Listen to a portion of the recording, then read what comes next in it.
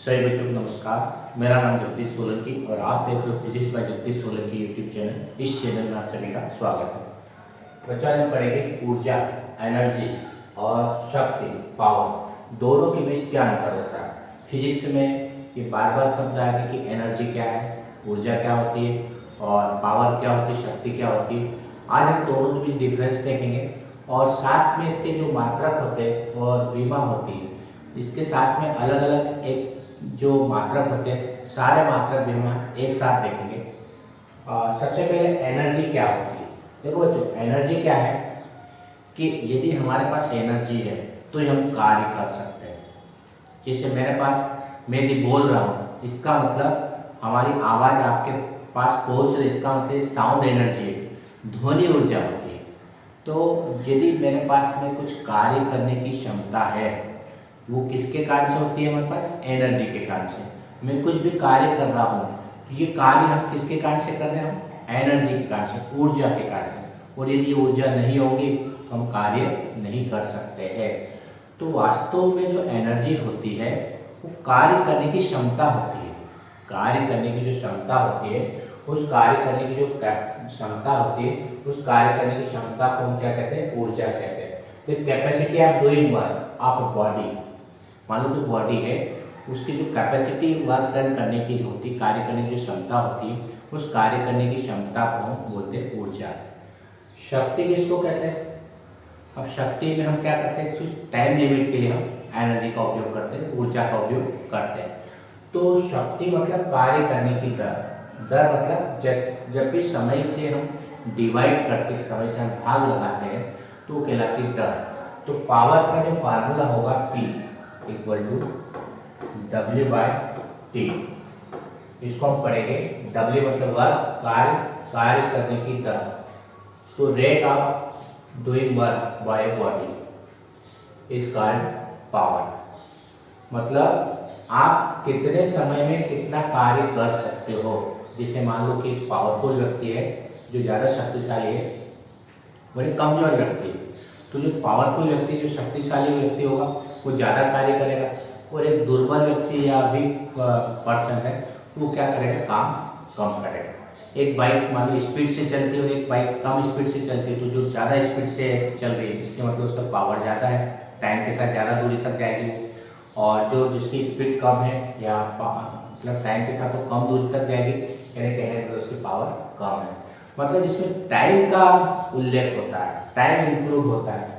तो जब समय के साथ में यदि शक्ति की हम कार्य की बात करते हैं तो उसकी क्या कहलाती है, पावर कहलाती है। और जब हम कार्य करने की जो क्षमता होती है उसको हम एनर्जी कहते हैं। F.S से प्रदर्शित करते हैं। F.S डॉट इसलिए लगाते हैं क्योंकि ये स्केलर क्वांटिटी होती है, अदिश राशि होती है। और ये भी अदिश राशि होती है क्योंकि वर्क है, तो वर्क भी अदिश राशि होती है, स्केलर क्वांटिटी होती है। तो पहले तक तो दोनों के फार्मूला मालूम होना चाहिए कि एनर्जी किसको कहेंगे, एनर्जी इज वर्क डन, कार्य करने की क्षमता, capacity of doing work done is called energy. तो कार्य करने की क्षमता को हम क्या कहते हैं, एनर्जी कहते हैं, ऊर्जा कहते हैं। और कार्य करने की दर, दर मतलब टाइम से जब भी डिवाइड होता है उसको हम बोलते हैं दर, rate. The rate of doing work by body is called its power. तो दोनों की डेफिनेशन समझ में आ गई होगी। कार्य करने की क्षमता ऊर्जा, कार्य करने की दर पावर, शक्ति कहलाएगी। दूसरा हमने लिखा है कि ऊर्जा का मान कार्य करने में लगे समय पर निर्भर नहीं करता। क्यों नहीं निर्भर करता है, क्योंकि इस पर टाइम नहीं आता है, इस पर टाइम नहीं है, इसलिए जो एनर्जी होती है वो टाइम पर डिपेंड नहीं करती है। और इसमें टाइम आ रहा है, देखो टी आ, यानी शक्ति का मान समय पर निर्भर करता है, ऊर्जा का मान समय पर निर्भर नहीं करता है और शक्ति का मान समय पर निर्भर करता है। तीसरा हमने लिखा है कि वह अदिश राशि, स्केलर क्वांटिटी, दोनों स्केलर क्वांटिटी। क्यों, क्योंकि एनर्जी का जो फार्मूला होता है U इक्वल टू F.S, ये एनर्जी वर्क और एनर्जी दोनों के फार्मूले एक ही होते हैं। तो एनर्जी और वर्क दोनों के फार्मूले एक ही होते हैं, डॉट लगाते हैं। डॉट मतलब कौन सा प्रोडक्ट, अदिश, स्केलर प्रोडक्ट होता है, स्केलर क्वांटिटी। इसी प्रकार से पावर का भी हमने फार्मूला लिखा था P इक्वल टू W/T। ये भी एक स्केलर क्वांटिटी होगी। तो दोनों में ये सिमिलरिटी है, समानता है। ये भी अदिश राशि है और ये भी अदिश राशि है, क्योंकि कार्य अदिश है इसलिए शक्ति भी अदिश राशि होगी। कार्य क्या होती है? अदिश राशि होती है, इसलिए शक्ति भी, पावर भी क्या होगी? अदिश राशि होती है। अब एक फार्मूला इसका पावर को इस प्रकार से हम लिख सकते हैं। पावर का फार्मूला W = F.S, वर्क का फार्मूला हमने पढ़ा था, F.S/T, या F विस्थापन बटे समय, डिस्प्लेसमेंट अपॉन टाइम, वेलोसिटी होता है। तो ये फार्मूला आपको को भी ध्यान रखना है, क्योंकि इस पे क्वेश्चन पूछे जाते हैं कि पावर का फार्मूला P = W/T लिखो, या F.S लिखो, अपॉन T लिखो, या F.V। S/T जो होता है विस्थापन बटे समय, S/T ये वेलोसिटी होती है, V के बराबर होता है। Displacement upon time is called velocity. तो ये हमारे पास वेलोसिटी का फार्मूला होता है, F/S/T।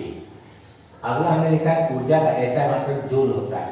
इसका जो SI मात्रक होता है, SI मात्रक जूल होता है, और इसका जो मात्रक होता है वो वाट होता है। ध्यान रखना, शक्ति का मात्रक जो होता है जूल प्रति सेकंड, वर्क का जूल और टाइम का सेकंड। तो जूल प्रति सेकंड लिखो, या इसको वाट लिखते हैं। तो S का मात्रक वाट, SI मात्रक वाट। ध्यान, और यदि हम 11th की बात करते हैं, 9th में डायमेंशन नहीं होती है, लेकिन 11th में डायमेंशन होती है विमा। तो यदि हम दोनों के बीच में अंतर लिखते हैं, तो इसकी जो विमा होती है ml²T-2 होती है, ml²T-2 होती है, और इसकी जो विमा होती है हम निकाल सकते हैं। पहले चैप्टर पढ़ रखिए, ml²T-3 होती है। वर्क की ml²T-2 या ml²T-2 रखना, और टाइम के हम T रखेंगे, तो T ऊपर जाएगा तो T⁻³ हो जाएगा। तो इस तरह से दोनों में अंतर लिख सकते हैं। पहला क्या लिखा? कार्य करने की क्षमता ऊर्जा कहलाती है, कार्य करने की दर शक्ति कहलाती है। दूसरा हमने लिखा कि जो इसका जो मान होता है समय पर निर्भर नहीं करता है, क्योंकि इसके फार्मूले में, इसके सूत्र में समय नहीं आता है। इसका मान समय पर निर्भर करता है, क्योंकि इसके फार्मूले में समय आता है। तीसरा हमने लिखा कि इसका SI मात्रक जूल होता है, और इसका SI मात्रक वाट होता है। चौथा हमने लिखा कि ये स्केलर क्वांटिटी है और ये भी स्केलर है, दोनों अदिश राशियां होती है। ध्यान रखना। पांचों हमने लिखा है कि इसकी जो विमा होती है ml²T-2 होती है, और इसकी जो विमा होती है ml²T-3 होती है। अब एक इसमें सबसे इम्पोर्टेंट है कि जो ऊर्जा होती है, ऊर्जा, इसका जो मात्रक होता है, अलग अलग मात्रक हमने पढ़ रखे इसके ऊर्जा के। ऊर्जा का जो मात्रक होता है वो क्या होता है? जूल होता है, SI। और एक जूल का मान CGS मात्रक, ये SI मात्रक है, ध्यान रखना SI। और CGS मात्रक अर्ध होता है, CGS मात्रक अर्ध होता है, अर्ध, ठीक है। CGS अर्ध और SI जूल होता है। और एक जूल का मान 10⁻7 अर्ध होता है, ध्यान रखना। 1 जूल = 10⁻7 अर्ध। ये दोनों बीच रिलेशन होता है, इंपॉर्टेंस है। और एक मात्रक इलेक्ट्रॉन वोल्ट भी होता है, ध्यान रखना। एक इलेक्ट्रॉन वोल्ट = 1.6 × 10⁻19 जूल होता है। ये ऊर्जा के मात्रक होते हैं, ध्यान रखना। कॉम्पिटिशन में पूछे जाते हैं कि ऊर्जा के कौन कौन से मात्रक होते हैं। तो एक होता है जूल, SI मात्रक, CGS मात्रक अर्ध होता है, और एक होता है इलेक्ट्रॉन वोल्ट। EV का मतलब होता है इलेक्ट्रॉन वोल्ट, इलेक्ट्रॉन वोल्ट, जो हम स्टील विद्युत में पढ़ेंगे, इलेक्ट्रिसिटी में पढ़ेंगे, 90 जूल के बराबर एक इलेक्ट्रॉन वोल्ट। एक होता है किलोवाट आवर्स, 1 किलोवाट आवर्स, इसको बोलते हैं 1 किलोवाट आवर्स, जिसको हम एक यूनिट में बोलते हैं।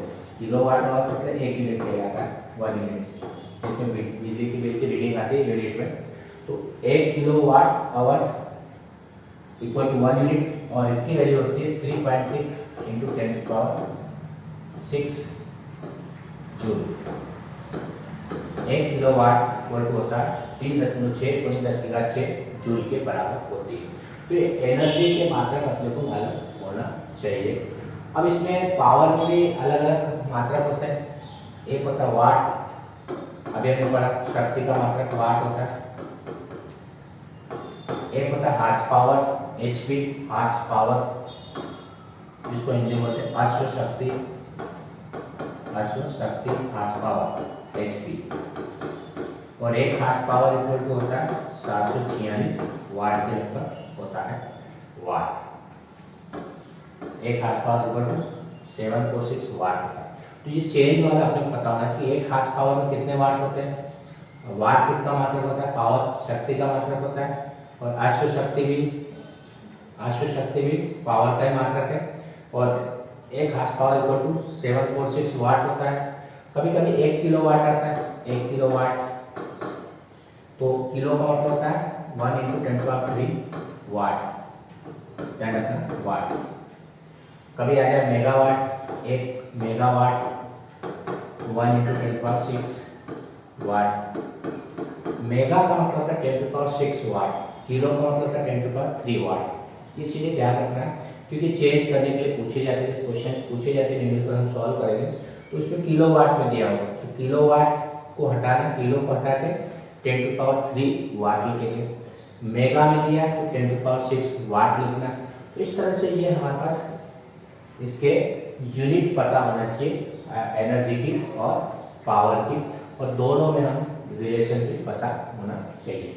यदि वीडियो आपको अच्छा लगता है तो आप इस चैनल को सब्सक्राइब करें, अपने दोस्तों के साथ वीडियो को शेयर करें और बेल आइकन के बटन को प्रेस करें ताकि आने वाली वीडियो की नोटिफिकेशन आपको पहुंच जाए। धन्यवाद। जय हिंद, जय भारत, वंदे मातरम।